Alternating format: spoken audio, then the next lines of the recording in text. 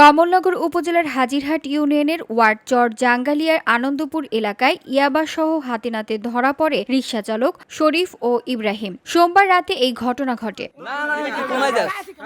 স্থানীয় সূত্রে জানা যায়, তাদের কাছ থেকে কয়েক পিস ইয়াবা পাওয়া গেলে এলাকাবাসী আটক করে। এ সময় শরীফ কয়েকজনকে মারধর করে ইয়াবা নিয়ে পালিয়ে যান।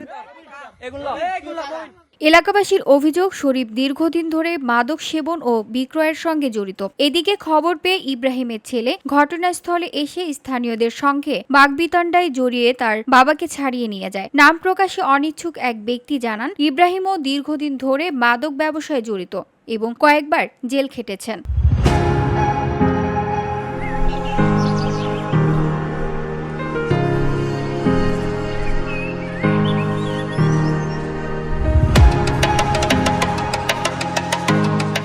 স্থানীয়দের দাবি, এলাকায় কিশোর থেকে শুরু করে মধ্যবয়সীরা পর্যন্ত মাদকের ভয়াল ছোবলে আক্রান্ত হচ্ছে। দ্রুত মাদক ব্যবসায়ীদের গ্রেফতার করে কঠোর আইনগত ব্যবস্থা নেওয়ার আহ্বান জানিয়েছেন তারা।